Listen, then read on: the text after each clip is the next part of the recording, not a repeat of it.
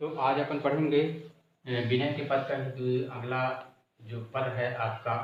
और पद आपको लोगों के सामने लिखा हुआ है, इसको मैं एक बार पढ़ देता हूँ, फिर इसकी व्याख्यापन करते हैं। और प्रश्न में बिल्कुल आपका इसी तरह से रहेगा कि निम्न का पंक्तियों की सप्रसंग व्याख्या कीजिए। पद है, मोह सम कौन कुटिल खलकामी, तुम सो कहाँ छुपी करुणा में सबके अंतर्जामी, जो तन दियो ताहि बिसरायो, ऐसा नोन हरामी, भरी भरी द्रोह विषय को धावत जैसे सूकर ग्रामी, सुनि सत्संग होए जी आलस विषय निसंग बिसरामी, श्री हरिचरण छाणी विमुखानी की निस्दिन करत गुलामी, पापी परम अधम अपराधी सब परितन में नामी, असूरदास प्रभु अधम उदाहरण सुनिए श्रीपति स्वामी। कुछ चीजें स्पष्ट कर दूं कि जैसे मोह, मोह यानी होता मुझ, सम यानी समान, कुटिल यानी होता है क्या, टेढ़े स्वभाव वाला या दुष्ट, खल माने दुष्ट, और कामी यानी काम प्रवृत्ति में लिप्त रहने वाला। तो सीधे सीधे अगर हम इसकी व्याख्या करें तो सबसे पहले अपन इसके संदर्भ की बात करते हैं। तो संदर्भ वही है जैसा कि मैंने अभी पिछले व्याख्याओं में मैंने बताया कि आपको पाठ का नाम और कवि का नाम लिखना होता है। तो पाठ का नाम क्या है और संदर्भ कैसे लिखेंगे, तो संदर्भ में आइए, संदर्भ हमारा हो जाएगा कि प्रस्तुत काव्य पंक्तियां भक्ति धारा के शीर्षक विनय के पद से अवतरित हैं और इसके कवि महाकवि सूरदास जी हैं। और इसमें अब प्रसंग की बात करते हैं तो प्रसंग भी लिख लेते हैं। प्रस्तुत पद में नीचों का उद्धार करने वाले भगवान कृष्ण के परम पतित भक्त के उद्धार की प्रार्थना की गई है। आइए व्याख्या करते हैं। तो व्याख्या में भक्त भगवान से कहता है कि भक्त भगवान से प्रार्थना करते हुए कहते हैं कि मेरे समान, मोह यानी मुझ, ये मेरे समान, मेरे समान कुमार्ग पर चलने वाला, मेरे समान कुमार्ग पर चलने वाला, दुष्ट और काम प्रवृत्ति विषय वासना में लिप्त रहने वाला कौन हो सकता है।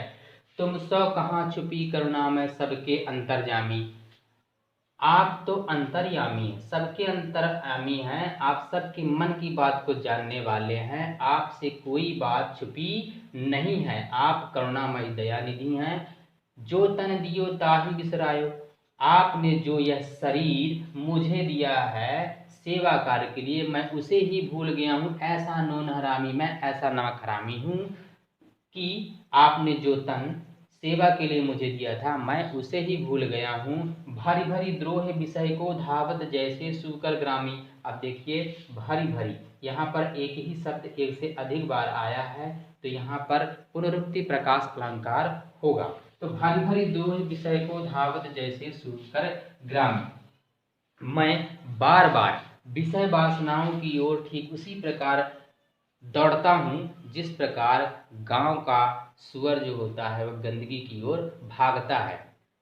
सुनि सत्संग होए जी आलस विष यानी संग विश्रामी, सत्संग अच्छे विचारों को सुनकर मेरा जो मन है वो आलसी हो जाता है, अच्छे कार्यों में मेरा मन नहीं लगता है। विष यानी संग विश्रामी, और इसमें फंसकर मैं सारी बातें भूल गया हूँ, मैं भोग विलास में लीन रहता हूँ।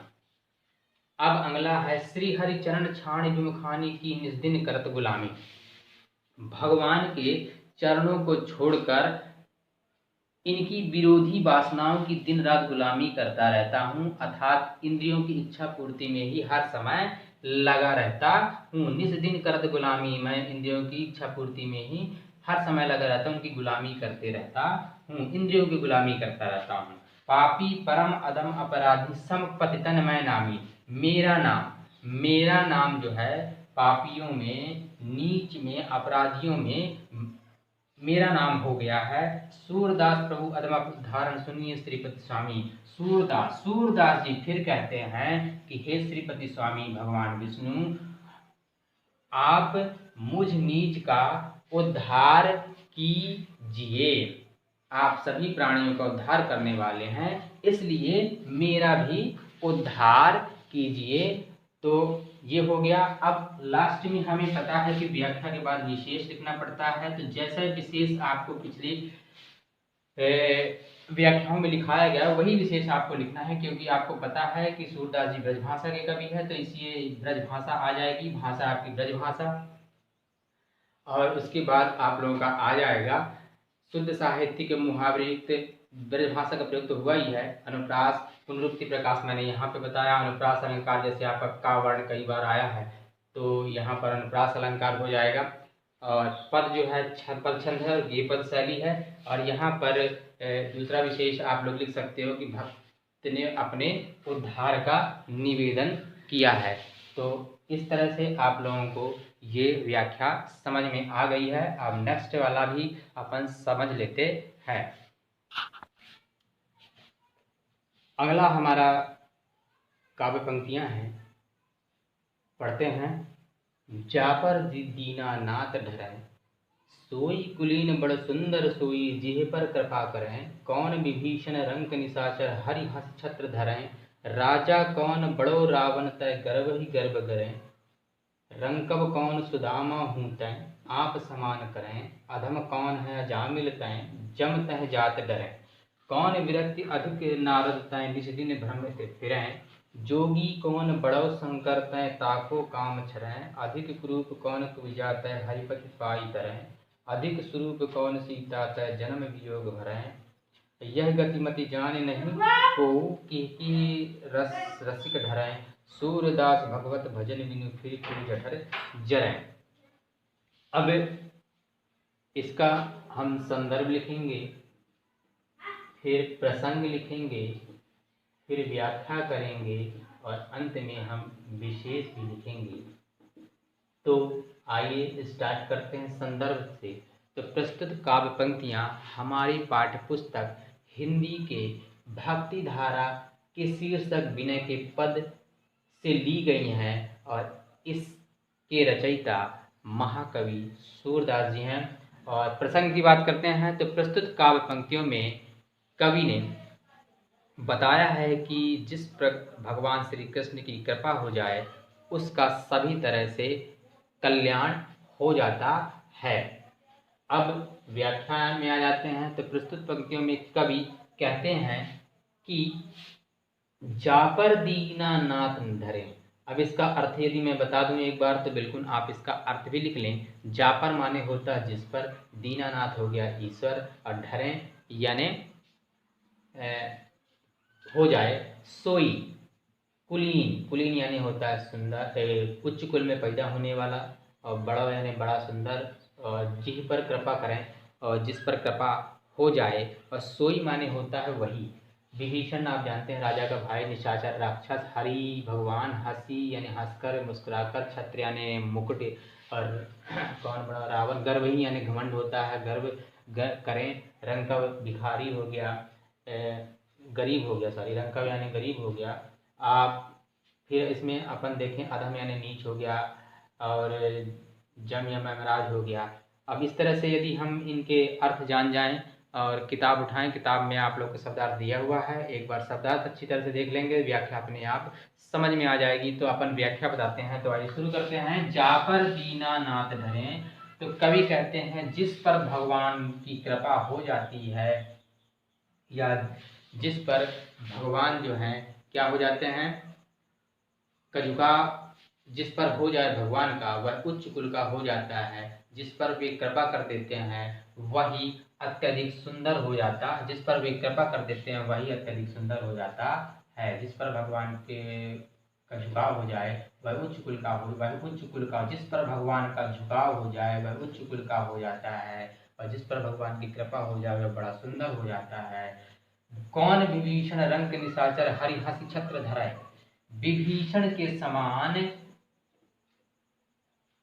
भिखारी राक्षस कौन हो सकता है, जिसे भगवान ने क्या कर दिया, मुस्कुराकर मुकुट धारण करवा के राजा बना दिया। राजा कौन बड़ो रावण थे, और रावण के समान बड़ा राजा कौन हो सकता है, जिसका घमंड भगवान ने पल भर में दूर कर दिया, छीन लिया। जिसके अहंकार भगवान ने क्या कर दिया, नष्ट कर दिया, उसका विनाश कर दिया। और अगला देखें, रंकम कौन सुदामा हूँ तय, आप समान करें।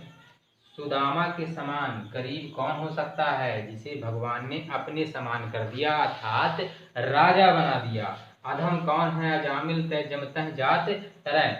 अजामिल के समान नीच कौन हो सकता है? जिसके पास जाने से जम यानी यमराज भी डरते हैं, जिसके पास जाने से यमराज भी डरता था।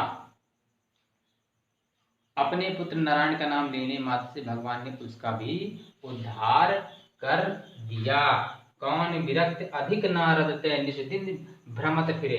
अब नारद जो हैं आप लोग जानते हैं कि नारद से अधिक लगाव रहित कौन है, किंतु भगवान की कृपा से वे दिन रात चक्कर लगाते रहते हैं। जोगी कौन बड़ो शंकर तय ताको काम छरे। शंकर भगवान शंकर के से बड़ा योगी कौन हो सकता है? और उन्हें भी कामदेव ने क्या कर लिया? हर लिया अर्थात ठग लिया। अगला है अधिक कुरूप कौन कुब्जा तय हरिपति पाई करे। कुब्जा एक स्त्री है। कुब्जा के समान कुरूप कौन हो सकता है? कुब्जा कंस की दासी थी। उसका काम था श्री कृष्ण के रावण के कंस के माथे पर तिलक लगाना। कुब्जा एक कंस की दासी थी। उसका काम था कंस के माथे पर तिलक लगाना और वह बहुत कुरूप स्त्री थी। उसका भी उद्धार भगवान ने कर दिया और उसे भी एक सुंदर स्त्री बना दिया। अधिक स्वरूप कौन सीता के जन्म वियोग भरे। सीता के समान सुंदर स्त्री स्वरूप स्त्री कौन थी जिसे जन्म भर वियोग सहना पड़ा। यह गतिमति जान नहीं को कि रस रसिक डरे। यह जो गति है मति है कोई नहीं जानता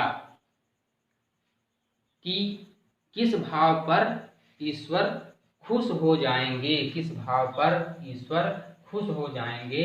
सूरदास जी कहते हैं कि भगवान के भजन के बिना भक्ति के बिना हमें फिर इसी जन्म और मरण के चक्कर में उलझना पड़ेगा, यानी बार बार जन्म लेकर संसार की आग में जलना पड़ेगा। अब अपन बात करते हैं, व्याख्या हमारी कंप्लीट हो गई। विशेष की बात करते हैं तो विशेष बिल्कुल वैसे ही लिखना है आप लोगों का। इसमें है किसका वर्णन, तो विशेष में आप लोग देखें कि भगवान की कृपा की महिमा का वर्णन करते हुए उनकी भक्ति करने पर बल दिया गया है और वही शुद्ध साहित्यिक ब्रज भाषा का प्रयोग और अनुप्रास अलंकार। और आप लोग ने भी देखा होगा कि इसमें भी आप लोगों का पुनरुक्ति प्रकाश का प्रयोग हुआ है और भाषा शैली आप लोगों की ये पद शैली है और पद छंद है। तो इस तरह से अब मैंने आप लोगों को इसको पूरा समझा दिया। अब कुछ प्रश्नोत्तर भी अपन कंप्लीट कर देते हैं, तो आइए उसे भी जानने का प्रयास करते हैं। इसमें कोई दिक्कत हो तो निश्चित रूप से मुझे बताएं। आप लोगों का ये भक्ति धारा के अंतर्गत जो ये विनय का पद है वो पूर्ण रूप से कंप्लीट हो गया। मैंने सारी व्याख्या आप लोगों को समझा दी हैं। आप लोग क्या करेंगे, वीडियो को रोक कर देख के कॉपी में उसे जरूर उतारें। व्याख्या सारी करनी है, जीवन परिचय करना है, कुछ प्रश्नोत्तर बनते हैं। जैसे पहला वाला था अवगति गति कछु कहत ना आगे। इसमें जो गूंगे मीठे फल का रस अंतर्गत ही भावे। इसमें पहला प्रश्न बनता है कि मीठे फल का आनंद लेने वाला कौन है। मीठे या पद्य में या काव्य में मीठे फल का आनंद लेने वाला कौन है। मीठे फल का आनंद लेने वाला कौन है, आप बताएं। तो आंसर है इसका गूंगा व्यक्ति।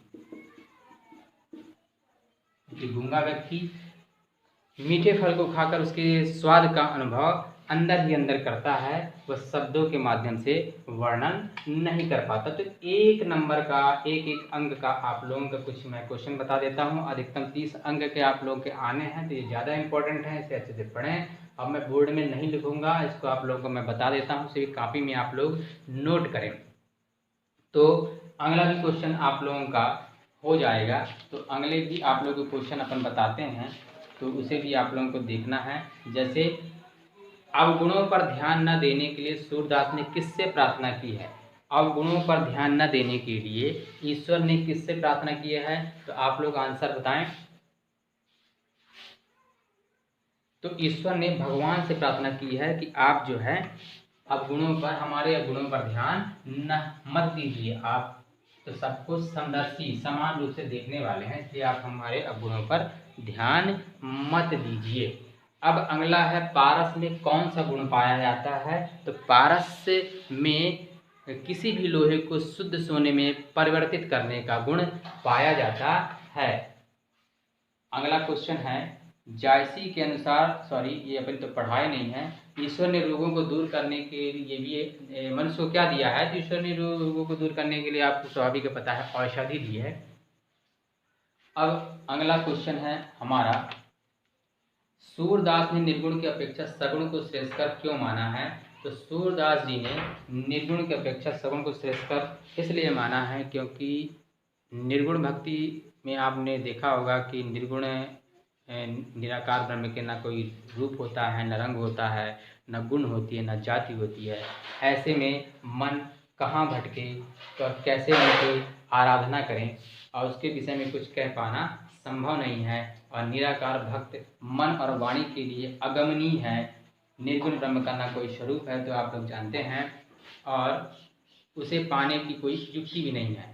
इसलिए निर्गुण ब्रह्म की अपेक्षा सूरदास जी ने सगुण भक्ति को अधिक महत्व या अधिक श्रेष्ठकर माना है। गूंगा फल के स्वाद का अनुभव किस तरह करता है? तो गूंगा फल के स्वाद का अनुभव मन ही मन अंदर ही अंदर करता है, वह शब्दों के माध्यम से बता नहीं पाता।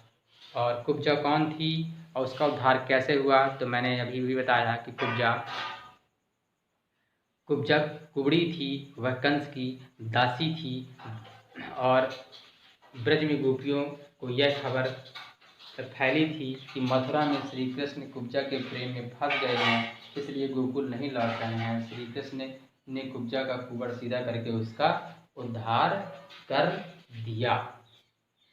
सूरदास ने स्वयं को कुटिल खलकामी क्यों कहा है? तो सूरदास ने स्वयं को कुटिल खलकामी इसलिए कहा है कि वे भगवान से विनय करते हैं कि आप मेरा उद्धार कर दीजिए। भगवान भक्त के समक्ष अपनी दीनता-हीनता का बखान कर कृपा प्राप्ति के लिए निवेदन करता है, और अपने आप को कुटिल खलकामी विषय वासनाओं में लिप्त रहने वाला बताया है, और अपने आप की उद्धार की बात ईश्वर से कही है। अब अगला क्वेश्चन है हमारा कि सूरदास ने किस आधार पर ईश्वर को समदर्शी कहा है? तो सूरदास ने कहा है कि आप तो समदर्शी हैं, सबको समान रूप से देखने वाले हैं, इसलिए जिस प्रकार उन्होंने उदाहरण के माध्यम से भी समझाया कि जिस प्रकार लोहा होता है दो प्रकार का, एक पूजा में रखा जाता है और एक शिकारी के घर में होता है, जो शिकार करने के काम में, हत्या करने के काम में आता है, प्रयोग किया जाता है।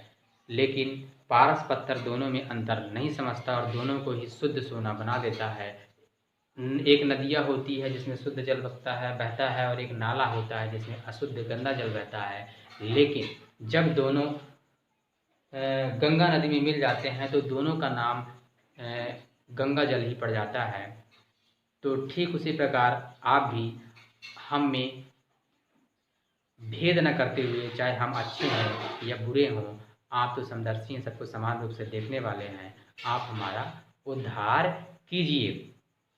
अब है निर्गुण और सगुण भक्ति में क्या अंतर है? तो ये भी आप लोगों का 3 अंक का आता है। तो निर्गुण भक्ति धारा और सगुण भक्ति धारा का एक क्वेश्चन है, मैंने उसको बताया है कि निर्गुण ब्रह्म का न तो आकार होता, न रंग होता, न रूप होता है, और ऐसे स्थिति में मन कहाँ भटकेगा। और सगुण भक्ति में ईश्वर का आकार होता है, और उसे आकार रूप में हम उसकी पूजा कर सकते हैं। तो निर्गुण का ये हो गया। निर्गुण के कवि भी होते हैं, निर्गुण के कवि और सगुण के कवि। तो निर्गुण भक्ति धारा के कवि आपके नानक कबीर रैदास हो गए, सगुण भक्ति धारा के तुलसीदास, मीराबाई, सूरदास आदि हो गए। और इस तरह से आप और भी अंतर स्पष्ट कर सकते हैं। तो मैंने लगभग जितने भी आपको पाठ है के क्वेश्चन आंसर प्रश्नोत्तर हैं, तो तो मैं आप लोगों को इसमें बता दिया हूँ। और इसके अलावा भी आप लोगों को एक एक अंग के जितने भी मैंने व्याख्या समझाई हैं, जितने एक एक अंग के बन जाएं, उसे आप बनाने का प्रयास करें। क्वेश्चन आप लोगों को उसके तो बनाने ही हैं, और इसके अलावा भी आप लोगों को, जैसे मैं व्याख्या ले लेता हूं और भी आपकी व्याख्या हो जाए। शुरू में अपन ने पढ़ा था क्या, अवगति गति कुछ कहत न आवे, जो गूंगे अंतर्गत ही भावे। तो इसमें आप लोगों को जितने भी क्वेश्चन और बने उसे भी आप बनाने का प्रयास। जैसे यह वाला जो मैंने अभी बताया, अवगति गति कुछ कहत न आवे, इसको किस कवि ने लिखा है, तो एक प्रश्न यही बन गया। इसको लिखने वाले, इन काव्य पंक्तियों को लिखने वाले हमारे कवि महाकवि सूरदास जी हैं। और वात्सल रस का सम्राट किसे कहा जाता है, तो वात्सल रस का सम्राट सूरदास जी का को कहा जाता है। और अगला अपना है, हमारे प्रभु अवगुण चित न धरो, हे प्रभु हमारे अवगुणों की ओर ध्यान मत दीजिए, समदर्शी है नाम तुम्हारो सोई पार करो। आप तो समदर्शी हैं, सबको समान रूप से देखने वाले हैं, इसलिए आप हमारा उद्धार कीजिए। एक लोहा पूजा में राखत एक घर बदित परो। एक लोहा होता है जिसे पूजा में रखा जाता है, और एक कसाई के घर में होता है जो शिकार को काटने मारने के काम में आता है। लेकिन सो दुविधा पारस नहीं जारत, कंचन करो कंचन खरा करो कंचन करत खरो, सॉरी, पारस पत्थर, इन दोनों में अंतर नहीं आता। चाहे वो पूजा वाला लोहा हो या कसाई के घर का लोहा हो, इन दोनों को ही शुद्ध सोना बना देता है। एक नदिया एक नार कहावत मैली नीर भरो। एक नदिया होती है जिसमें शुद्ध जल रहता है, एक नाला होता है जिसमें अशुद्ध जल बहता है। लेकिन जब ये दोनों गंगा नदी में जाके मिल जाते हैं तो दोनों का नाम ही गंगा जल पड़ जाता है, जिसे अत्यधिक पवित्र माना जाता है। फिर इसके आगे भी आप लोगों की पंक्तियां हैं, जैसे कि जब दो मिली एक वर्ण में सूर्य नाम भरो, जब दोनों मिल जाते हैं तब दोनों का ही नाम गंगा जल पड़ जाता है। तन माया जो ब्रह्म कहावत, सुर सुमिल बिगड़ो। तो इसमें हो जाएगा आप लोगों का कि सूरदास जी कहते हैं, ब्रह्मा का अंश जीव माया से मिलने के कारण दोषमय हो गया है, बिगड़ गया है। क्या इनको निराधार कीजिए, कह पर जात करो। इसलिए हे प्रभु, आप जो है इनका भले बुरे का सभी का कल्याण करने का व्रत भंग हो जाएगा, इसलिए आप जो है इनका उद्धार कीजिए, नहीं तो आपके भले बुरे का जो व्रत है वो उद्धार का जो व्रत है वो भंग हो जाएगा। और विशेष आप लोगों का वही है जो सारे पंक्तियों में है, तो मैंने इसको नहीं बताया, तो ये भी मैंने आप लोगों को समझा दिया। अब इसमें जैसे आ जाए कि जब नदी का पानी और नाले का पानी गंगा नदी में मिल जाता है तो उसका नाम क्या हो जाता है, गंगा जल। तो आप लोगों को इसे कापी में लिख लेना है। उसके बाद जो भी समस्या हो तो डायरेक्ट आप बात कर सकते हैं या कमेंट में लिख सकते हैं। आज के लिए इतना ही, धन्यवाद।